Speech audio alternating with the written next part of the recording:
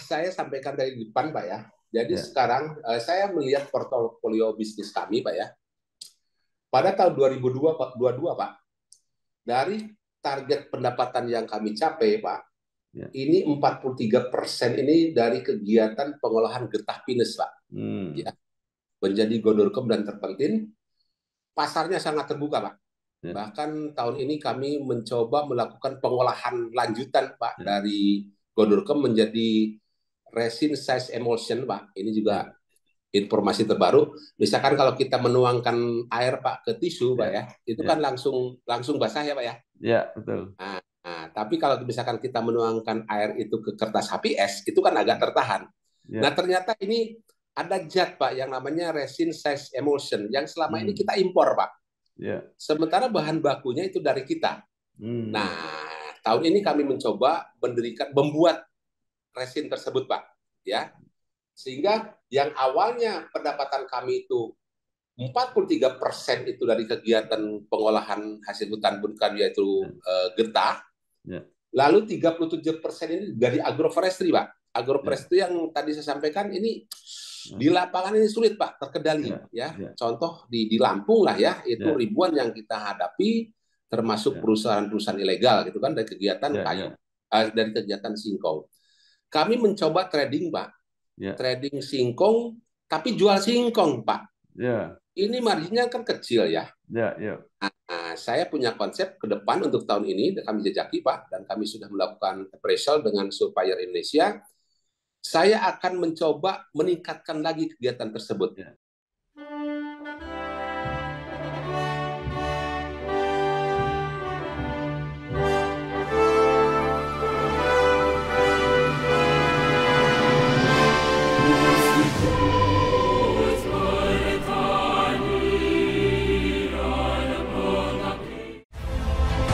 Sama saya Bambang Satono di kanal Inspirasi untuk Bangsa. Ini juga pertama kali nulis IPB sebenarnya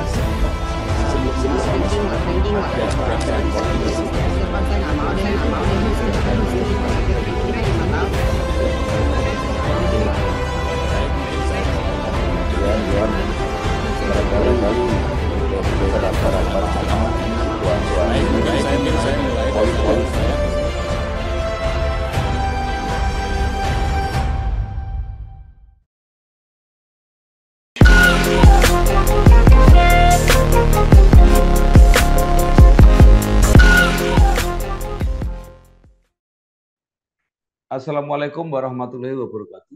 Bersama saya Bambang Sadono di kanal Inspirasi untuk Bangsa. Mudah-mudahan kanal ini selalu bisa memberi inspirasi, motivasi, dan edukasi. Kami sedang mempersiapkan beberapa video wawancara untuk ikut memberi makna 60 tahun Institut Pertanian Bogor.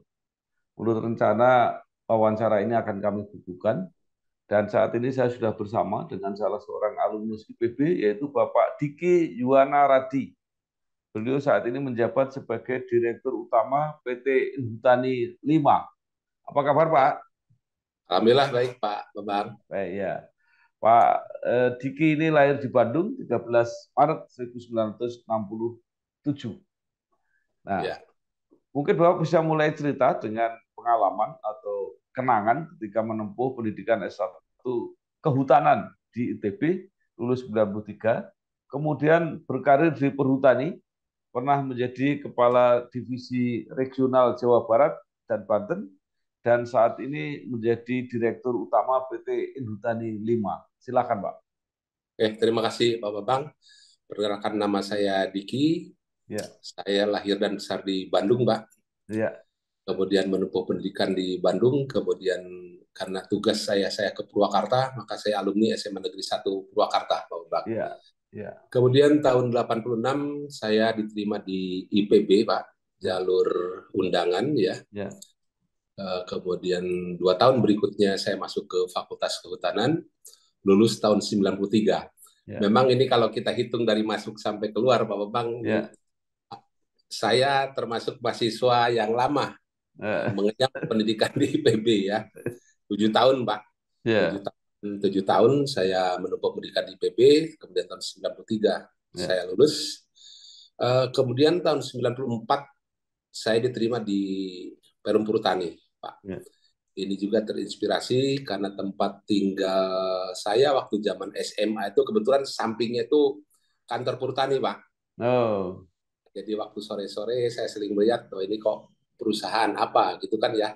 ya, Berkumpul, kemudian banyak kayu log di sekitaran kantor tersebut. ya, Lalu begitu saya SMA lulus, saya coba tanya waktu itu, ini kantor ya, apa? Saya bilang kan ya, mereka menyampaikan ya. bahwa ini BUMN Kehutanan. Hmm, Saya tanya kalau ingin bekerja di sini, saya harus kuliah di mana? ya. Waktu itu saya disarankan ke AIKA, Pak. Hmm, Jadi waktu belum Supermaru ya, belum ada ya. pengumuman, saya coba main ke AIKA di Jatinangor. Hmm, Saya lihat di papan informasi tentang kuliah tersebut, lalu ada salah satu petugas mengatakan, kamu mau apa? Katanya, saya mau kuliah di kehutanan. Kamu udah lulus SMA? Iya, saya bilang baru lulus. Saya tanya, lihat kok ini akademi gitu kan ya. Lalu saya tanya, hmm, lo ini akademi? Saya bilang, iya katanya ini akademi D3. hmm. Kalau kamu ingin kuliah sarjana, silakan di IPB atau di UGM waktu itu, Pak Bambang ya. Ya, ya, Saya juga baru tahu gitu kan ya. ya, Lalu ya, saya alhamdulillah saya dapat undangan dan masuk ke IPB. Kemudian tahun 94 Pak Bambang saya ya, mencoba daftar ke Perhutani ya ya, 93 lah 93 ya, 94. Waktu itu saya lagi jalan di Darmaga, setelah saya main ke kos-kosan teman, saya lihat kok ya. teman-teman pada kumpul di depan komputer saat itu. Hmm, Saya tanya, "Lo ini ada apa?" "Lo kamu katanya ini katanya lamaran ke Perhutani." "Oh iya hmm. deh, saya nyoba." Saya bilang kan ya. Ya. Saya copy paste nama Ya. semua.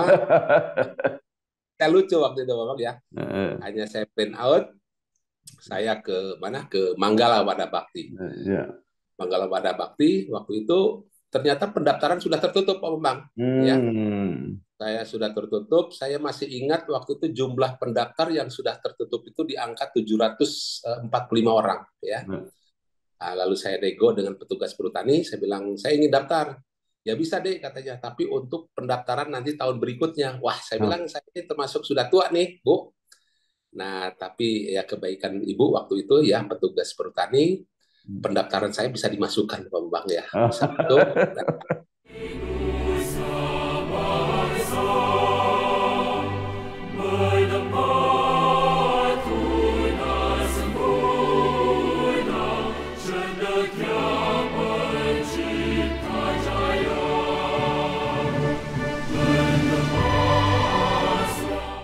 saya terima daftar apa penerimaan waktu itu ya.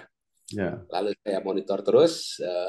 Alhamdulillah saya beberapa tes lolos, Pak Bambang ya, ya, mulai ya, dari tertulis, ya, kemudian psikotes, lalu ke kesehatan.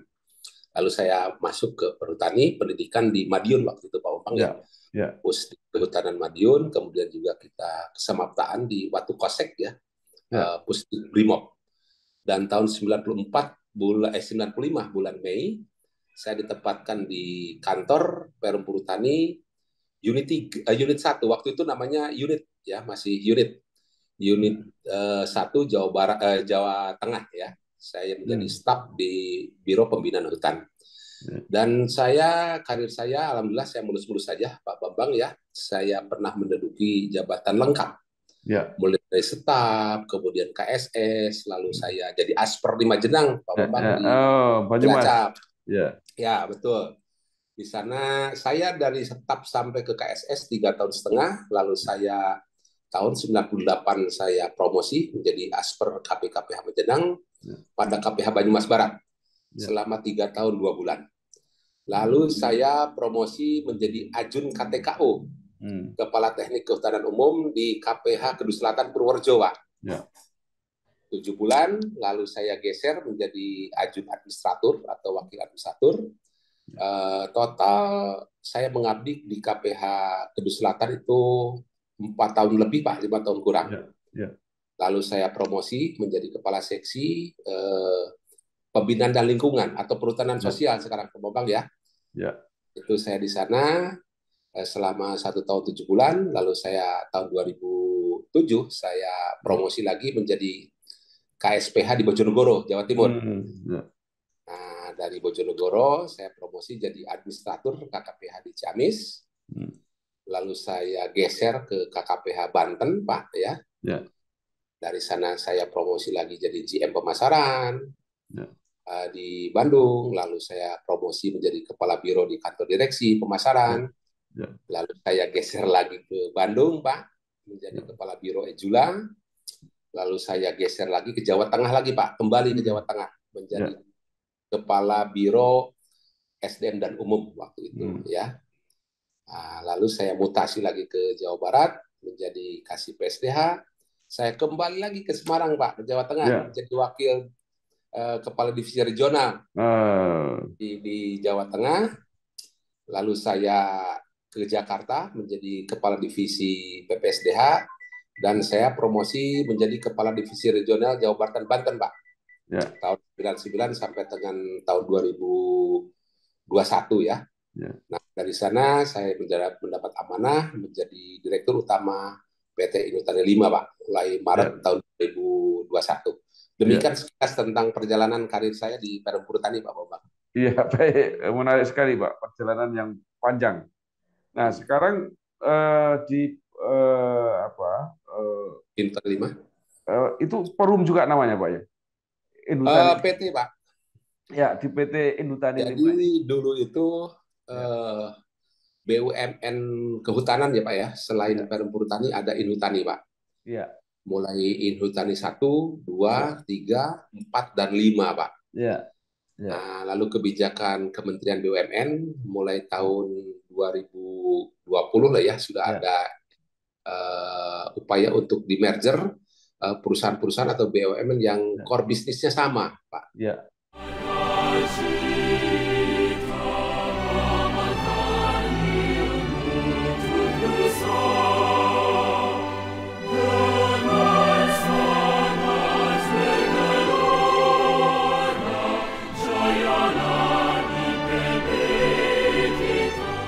Itu Pak Bambang. Ya, nah itu sekarang setelah di merger ini apa Pak misinya ini? Jadi apa yang akan dicapai oleh Inhutani 5 ini? Dan tadinya ini perusahaan-perusahaan bidangnya apa ini? Saya akan menyampaikan apa yang merger di tempat kami ya Pak Bambang ya. Nah, demikian saya akan menyampaikan informasi sekilas apa sih gitu kan ya latar belakang adanya merger ini. Merger ini memang sudah menjadi program Kementerian BUMN dan salah satunya Pak ini ya itu adalah bagaimana mengupayakan penyehatan beberapa perusahaan tersebut itu kan ya. Inhutani 1, 2, dan 3 di merger Pak. Kemudian entity bisnisnya adalah Inhutani 1. Nah kemudian Inhutani 4, Inhutani 5, dan PT PAK Pak. PT PAK itu Perhutani Anugerah Kimia Pak. Bergerak di industri non kayu itu dimergerkan. Kemudian surviving entity-nya adalah Inhutani 5 ya. Nah, kami ini menjadi anak perusahaan dari Perum Perhutani, Pak. Kami ini Perhutani Group gitu kan ya. Nah, itu Pak latar belakangnya. Apa sekarang yang menjadi bidang pokok Pak bisnis dari Inhutani 5 ini? Saya sekilas sebelumnya Pak ya menyampaikan bagaimana sih kondisi Inhutani 4, PT PAK, dan Inhutani 5 Pak. Sebelum merger Pak, kami kan mencoba dari konsultan Bahana waktu diaudit Pak. Diaudit baik itu neraca SDH-nya maupun neraca keuangannya ya. Inhutani 4 Pak itu tidak punya lahan konsesi Pak. Ya, mereka tidak punya lahan konsesi. Nah, kami Inhutani 5 Pak punya lahan konsesi di Bangka dan di Lampung Pak. Di Bangka itu kurang lebih di angka 15.000 hektar, kemudian di Lampung itu 56.000 hektar. Yang menariknya Pak, bahwa lahan konsesi Inhutani 5 ini kami ini tidak berdaulat Pak. Beberapa tahun sebelumnya di era senior kami ya itu dikerjasamakan dengan pihak ketiga. Nah, kemudian PT PAK, Pak. PT PAK ini mereka core bisnisnya di industri non kayu, pengolahan getah pinus. Nah, setelah digabung, memang ini tidak mudah ya Pak ya, karena ada beberapa anak perusahaan ini yang masih membawa kewajiban yang belum tuntas, Pak. Contoh misalkan ini tadi 4, waktu itu masih ada kewajiban pembayaran kepada para pensiunannya Pak yang belum terbayar. Kemudian juga ada pajak ya dan kewajiban-kewajiban kepada pihak ketiga. Nah, namun Inhutani 4 ini punya kekuatan di mana yang berdekatan dengan wilayah kerjanya. Inhutani 4 itu di Medan, Pak Bambang ya. Itu berdekatan dengan potensi-potensi getah pinus, Pak. Baik di Sumatera Utara, kemudian Aceh, dan di Sumatera Barat. Namun mereka kesulitan di keuangan, di finansial. Ya. Nah, Inhutani 5, Pak, secara finansial itu kuat. Namun wilayah kerjanya tidak mempunyai potensi ya untuk dikembangkan sebagai core bisnis hasil hutan bukan kayu. Nah, namun kami di sana melihat potensi bahwa wilayah kerjasama kami ini sudah ada kegiatan agroforestry, Pak, menanam singkong di Lampung itu, Pak. Nah, sebentar di Bangka masih banyak bekas-bekas galian yang belum tuntas sampai dengan saat ini. Nah, kalau PT PAK, Pak, mereka juga sama, beberapa kewajiban yang belum terselesaikan, tapi mereka pun punya knowledge dan pengalaman tentang pengolahan getah pinus, Pak. Nah, memang saat kami bergabung, ini sebenarnya sangat mendukung sekali core bisnis kami yang akan fokus di hasil hutan bukan kayu. Dan ini yang menjadi kebijakan dari induk Perum Perhutani bahwa ke depan, Pak, untuk bisnis non-kayu, itu akan didelegasikan kepada anak perusahaan. Dalam hal ini adalah Inhutani 5. Demikian Pak Bambang sekilas.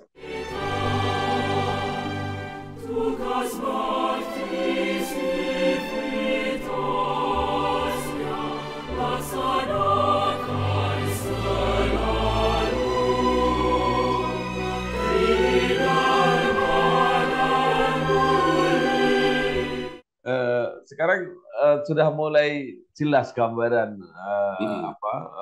portofolio Inhutani 5 dan main bisnisnya.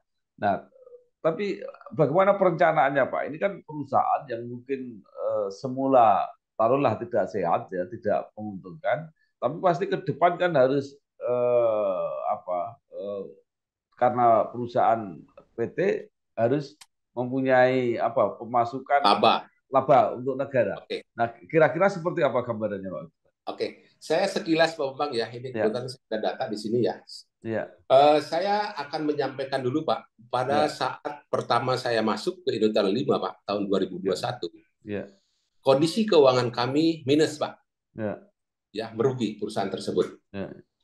Lalu di tahun 2022 Pak, efektifnya di bulan Agustus saat itu, kami merger ya. Kami kan ini ditarget oleh Kementerian BUMN, betul Pak Bambang, bahwa PT ini kan harus laba, begitu kan ya, tidak untung. Dan salah satu alasannya kenapa kami dimergerkan, supaya kan perusahaan ini menjadi sehat, kan begitu ya? Pada tahun 2022 di saat kami merger Pak, kami ada target RKAP itu di angka 145 miliar Pak. Saya melihat beberapa kendala yang saya sampaikan tadi di atas sebelumnya. Lalu saya mencoba melakukan perubahan, Pak ya. Yang pertama dari sisi internal kami ya. Banyaknya kegiatan-kegiatan yang tidak efisien, Pak ya. Lalu saya coba program bahwa sekarang kita bagaimana mengupayakan agar perusahaan ini tetap eksis dan bisa berjalan. Yang pertama saya lakukan adalah program cash reduction program, ya artinya pengeluaran uang Pak ini berdasarkan urgensi dan importannya, kepentingan dan mendesaknya. Di saat penting tidak mendesak, saya coba tunda Pak ya. Namun di saat misalkan kegiatan tersebut penting dan mendesak lalu menjadi prioritas. Nah di sanalah saya coba susun rencana kerja Pak Bambang ya. Mana kegiatan-kegiatan yang berimpact langsung kepada pendapatan itu menjadi prioritas ya. Lalu saya juga mencoba menyusun leveling jabatan Pak, karena begitu kami datang ini kan leveling jabatan ini kan beda-beda Pak Bambang ya, jenjang per jenjang ya. Lalu kami coba seragamkan termasuk remunerasinya juga ini berbeda Pak. Tentunya tidak mudah di saat ini menyamakan remunerasi Pak. Ya. kami menaikkan kepada remunerasi tertinggi, kami juga harus berhitung kekuatan perusahaan. Ya. Nah, di saat misalkan kami menurunkan, ini kami juga coba tanya, karena khawatir terjadi gejolak, Pak. Ya. Ya, lalu saya supaya lebih independen untuk penyamaan leveling jabatan dan remunerasi, kami coba dengan konsultan. Dan kami melakukan pemahaman kepada serikat pekerja, Pak. Ya. Karena di sini juga penting ya, sebagai hubungan industrial antara korporasi dengan perusahaan. Ya. Setelah kami coba komunikasikan, Pak, ini saya bersyukur, Pak, karena target RKAP di angka 145 miliar tahun kemarin, ini realisasi menjadi 275 miliar, Pak. Oh, ya. Atau 189% ya, dari rencana RKAP. Itu kan ya, revenue. Nah, kemudian net profit after tax atau laba, Pak, yang di tahun 2021 itu minus, kami itu Pak, di minus di angka 18 miliar. Ya. Kemudian dari RKAP kami ditargetkan laba bersih itu di angka 14,4 miliar. Ya. Alhamdulillah di akhir tahun bisa tercapai di angka 20,3 miliar, Pak. Ya, untuk laba atau di angka 341% dibanding RKAP. Ya. Nah, kemudian EBITDA juga ini menunjukkan angka yang sangat positif, Pak, ya. Di mana di RKAP ini target 11 miliar, realisasi, Pak, EBITDA ini di angka 27,3 miliar, Pak. Ya. Ya, kenaikan 248%. Kemudian juga sama cash flow operation di RKAP di angka 15,6 miliar, realisasi menjadi 22,3 miliar. Ini parameter-parameter keuangan yang diminta oleh Kementerian BUMN, Pak Bambang, ya. Ya, artinya dengan adanya merger ini ya sudah kami lihat gambarannya ini sangat prospek untuk kedepannya. Begitu, Pak Bambang.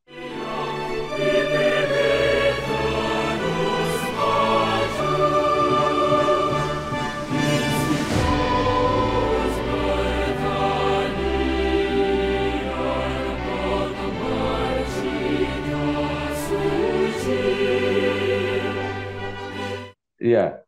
Nah, tadi juga menarik bahwa lahan-lahan induk tani 5 ini ada yang masih berupa bekas tambang yang mungkin belum dimanfaatkan secara optimal, perlu reklamasi dan sebagainya. Apa yang akan dilakukan terhadap lahan-lahan seperti ini, Pak? Oke, jadi gini, Pak, memang tidak mudah untuk mengelola bekas-bekas galian ya, Pak, ya. Bahkan Pak Bambang, saya terbuka saja bahwa galian-galian sekarang juga masih ada yang aktif, Pak. Ya. Dan minggu kemarin kami mencoba berkoordinasi dengan LHK, yaitu Dirjen Gakum, PSKL, dan PHL, Pak, untuk menyelesaikan persoalan ini. Karena jujur, Pak, yang menggali ini yang kami hadapi dalam tanda kutip, ini juga bukan sekelompok orang atau orang yang mudah, Pak. Saya tidak menuduh dalam hal ini, ya, Pak, ya. Nah, tapi kami mencoba menyelesaikan, itu selalu mentok, Pak. Jadi jangankan kami untuk melakukan kegiatan kami, ya, reklamasi atau rehabilitasi, karena persoalan hukum juga belum terselesaikan sampai dengan sekarang, Pak. Ya. Nah, satu sisi kami juga dikritik oleh DPRD, ya, atau DPR Bangka. Ini seakan-akan kami ini melakukan pembiaran, Pak. Ya. Nah, sehingga kemarin kami coba pilah, Pak, mana kegiatan-kegiatan kami yang bisa dilakukan. Artinya oknum atau perusahaan itu yang bisa kita ajak kerjasama. Nah, kegiatan reklamasi dan rehabilitasi ini hanya dilakukan saat ini di luar kawasan kami, Pak. Yaitu kawasan-kawasan BUMN juga, Pak. Ada Bukit Asam, gitu kan, ya. Nah, dan lain-lain. Ini kami mendapat kepercayaan untuk melakukan kegiatan rehabilitasi tersebut, Pak. Namun demikian, ya ini kan mereka juga punya anak perusahaan, Pak Bambang, ya. Menjadi prioritas tentunya anak perusahaan mereka juga yang dipercaya untuk melakukan kegiatan reklamasi dan reboisasi. Tapi untuk penanganan kegiatan tambang ilegal, Pak, yang ada di Bangka, kami jujur saja masih ada kendala, ya, Pak, ya, untuk menertibkan kegiatan tersebut. Jadi apa yang kemudian menjadi prioritas atau program Bapak ke depan untuk menaikkan pendapatan maupun laba tadi? Karena ternyata banyak lahan yang belum bisa dikerjakan, kira-kira seperti itu. Saya sampaikan dari depan, Pak, ya. Jadi sekarang saya melihat portofolio bisnis kami, Pak, ya. pada tahun 2022 Pak, dari target pendapatan yang kami capai Pak, ini 43% ini dari kegiatan pengolahan getah pinus Pak. Ya, menjadi Gondorkem dan Terpentin, pasarnya sangat terbuka Pak. Bahkan tahun ini kami mencoba melakukan pengolahan lanjutan Pak dari Gondorkem menjadi resin size emulsion Pak. Ini juga informasi terbaru. Misalkan kalau kita menuangkan air Pak ke tisu Pak ya, itu kan langsung basah ya Pak ya. Ya, betul. Nah, tapi kalau misalkan kita menuangkan air itu ke kertas HPS, itu kan agak tertahan. Nah, ternyata ini ada zat Pak yang namanya resin size emulsion yang selama ini kita impor Pak. Sementara bahan bakunya itu dari kita. Nah, tahun ini kami mencoba membuat resin tersebut, Pak. Ya, sehingga yang awalnya pendapatan kami itu 43% itu dari kegiatan pengolahan hasil hutan bukan yaitu getah. Lalu 37% ini dari agroforestry, Pak. Agroforestry yang tadi saya sampaikan ini di lapangan ini sulit Pak terkendali ya. Contoh di Lampung lah ya, itu ribuan yang kita hadapi termasuk perusahaan-perusahaan ilegal gitu kan dari kegiatan kayu, dari kegiatan singkong. Kami mencoba trading Pak, trading singkong tapi jual singkong Pak. Ini marginnya kan kecil ya. Nah, saya punya konsep ke depan untuk tahun ini kami jajaki Pak, dan kami sudah melakukan appraisal dengan supplier Indonesia. Saya akan mencoba meningkatkan lagi kegiatan tersebut. Tidak hanya beli singkong, jual singkong, karena akhirnya kami jadi anak singkong, gitu kan, yang marginnya kecil. Ya. Nah, kami coba sekarang beli singkong, tapi kami olah menjadi tapioka, Pak. Nah, ini selaras dengan program pemerintah, yaitu ketahanan pangan, Pak. Ya. Ini konsep kami. Nah, sehingga pada tahun ini, Pak, kami merubah pergeseran. Dari kegiatan kami, bisnis kami, pengolahan Gondorkem dan Terpentin yang awalnya di tahun kemarin 43%, Pak, kami sekarang tingkatkan menjadi 72%. Nah, kemudian kegiatan agro, ini memang kami sekarang sedang selesaikan Pak persoalan hukum, tapi kami kan tidak mau tercurah waktu, tenaga, pikiran di sana, gitu kan ya Pak ya? Nah, kami ciutkan menjadi 18% dari awalnya di angka 37%. Tapi kualitasnya yang akan kami tingkatkan, Pak. Kami hadir di sana, kami akan mendirikan pabrik, sehingga kami tidak membeli singkong, jual singkong, tapi kami membeli singkong, kami olah menjadi tapioka. Itu Pak gambaran umumnya Pak ya, pergeseran portofolio bisnis kami menarik kepada pengalaman tahun kemarin, dan kami optimis ini masih terbuka lapangnya Pak, kesempatan dan pasarnya Pak.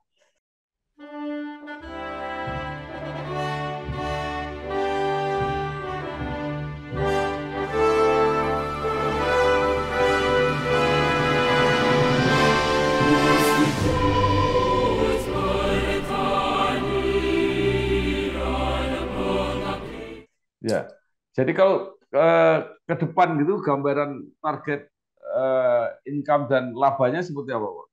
Oke, ini Pak, begitu tahun kemarin kami ini pendapatan mencapai 189%, Pak.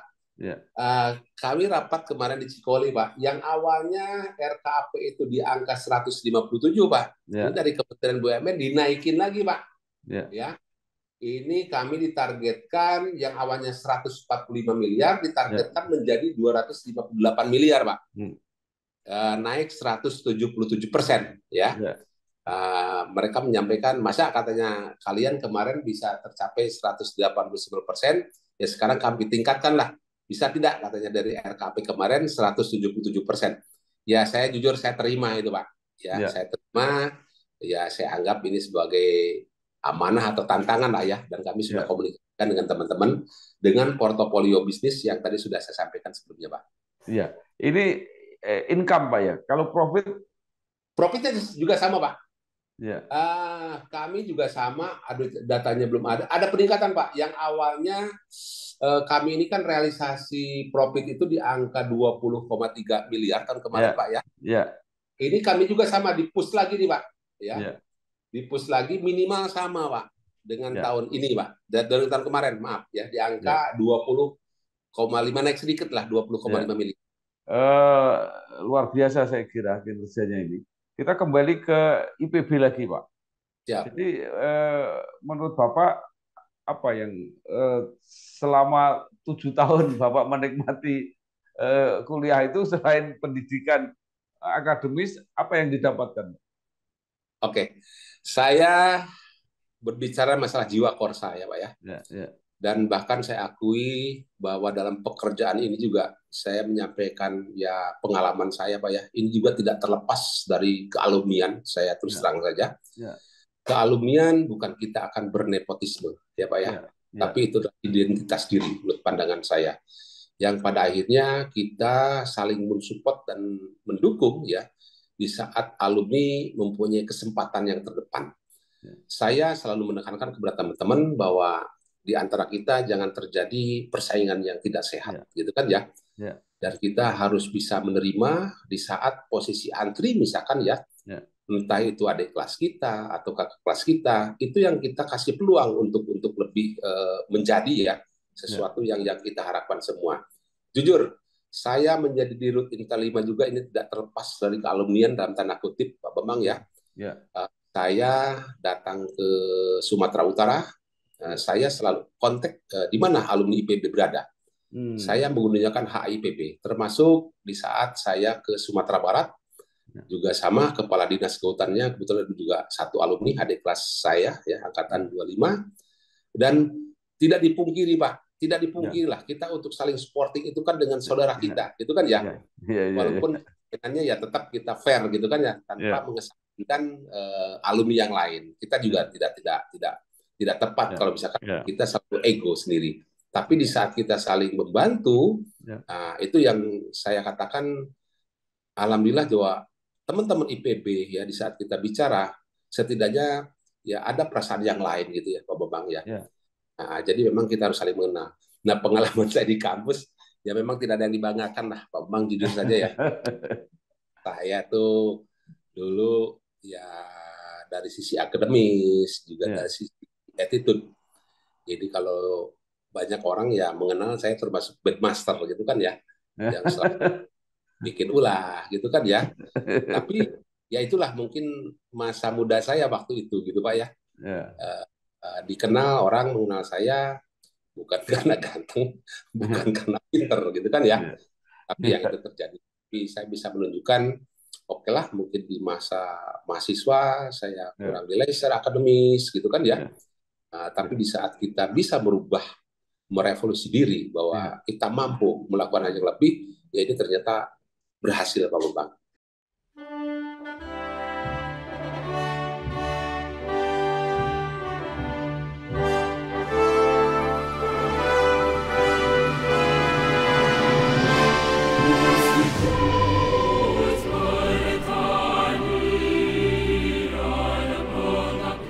Nah, sekarang ternyata setelah di dalam praktek yang dibutuhkan tidak hanya keahlian-keahlian akademis, Pak ya, masalah sosial, mungkin juga politik seperti yang Bapak hadapi di masalah lahan, ternyata bisa macam-macam. Nah, apa saran Bapak kepada alma mater atau kepada para lulusan yang baru, pada yang masih mahasiswa untuk mempersiapkan diri, karena tugas-tugas di lapangan nanti pasti tidak hanya seperti yang dihadapi pada waktu kuliah.